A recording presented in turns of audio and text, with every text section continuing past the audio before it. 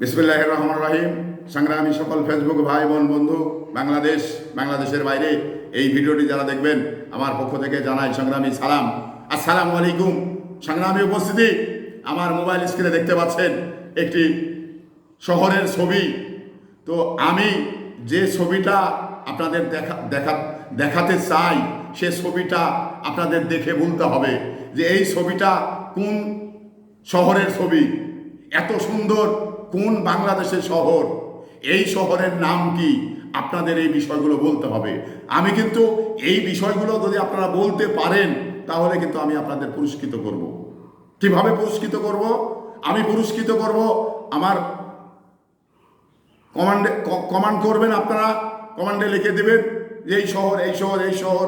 আপনাদের সঠিক তথ্যটা যার মিলে যাবে, তার ভিতরে যে কয়জন মিলবে তার ভিতরে আমি লটারি করে একজনকে পুরস্কৃত করব। কারণ সবাইকে তো পুরস্কৃত করা সম্ভব নয়, আমি একজনকে পুরস্কৃত করব।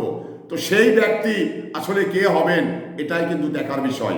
আর আমার মোবাইল স্ক্রিনে দেখতে পাচ্ছেন এত সুন্দর ছবি, এত ঝকঝকা ছবি, এত পরিষ্কার ছবি, যেটা আসলেই বাংলাদেশের দৃষ্টিনন্দন করা একটা ছবি। তো এই দৃষ্টিনন্দন ছবিটা আপনাদের বলতে হবে যে কোন শহরের। তো সংগ্রামী উপস্থিতি, আসলেই এটা একটি বড় বিষয়। যদি এই শহরটি খুলনা হয়ে থাকে, তাহলে খুলনাবাসীর একটি গর্ব। এই শহরটি যদি সিলেট হয়ে থাকে, তাহলে সিলেটবাসীর একটি গর্ব। তো আসলেই কে এই গর্বের অধিকারী, আমি আপনাদের ধাঁধার মধ্য দিয়েই আমি জানতে চাই। তো সংগ্রামী উপস্থিতি, আসলেই আমার এই ছবিটি দেখুন, মানে একটি কলস বাঁকা করা আছে, আর কাক পানি খাবার জন্য যাচ্ছে। এটা একটি মনোরম যে দৃশ্য, এই দৃশ্যগুলো আসলেই মানুষের নজর কেড়েছে। এটা একটা মানে মানুষের কাছে প্রিয় শহর নামের পরিচিত হয়েছে।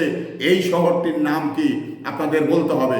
তো সংগ্রামী উপস্থিতি, আপনাদের আসলেই দেখুন, আপনাদের পাশে যদি ভালো কোনো মানুষ থেকে থাকে, নামী কোনো মানুষ থেকে থাকে, তাহলে ওনার নাম করলে আমার কিন্তু, ভালো মানুষ হলে, ভালো নাম করলে আপনার গর্বের বিষয় কিন্তু হয়ে যায়। তো সেই জায়গা থেকে এই শহরটির নাম আসলে কে, কোন শহরের নাম এবং বাংলাদেশে কোথায় অবস্থিত এই শহরটি, তাহলে যদি আপনারা এই ধরনের প্রশ্নের অ্যান্সার দিতে পারেন, ধাঁধার অ্যান্সার দিতে পারেন, তাহলে আপনারা পুরস্কৃত করব এবং আপনাদের ভিতরে একজনকে পুরস্কৃত করব। এখন সেটা পুরস্কার ছোটও হতে পারে, বড়ও হতে পারে, এটা নিয়ে আপনারা কষ্ট করবেন না। তবে পুরস্কারই, সে ছোটই হোক আর বড়ই হোক। তো সেই জায়গা থেকে আপনারা আমার এই ধাঁধার প্রশ্নের উত্তর দিবেন, এই আশা ব্যক্ত করেই আমি আগামী 7 দিনের ভিতরেই এই প্রশ্নের উত্তর দিবেন আপনারা। আমি 7 দিন পরে লটারি করে আপনারা যে ব্যক্তি সর্বপ্রথম হবেন, তাকে আমি পুরস্কৃত করব। এই আশা ব্যক্ত করেই আমি আপনাদের সামনে থেকে বিদায় নিচ্ছি।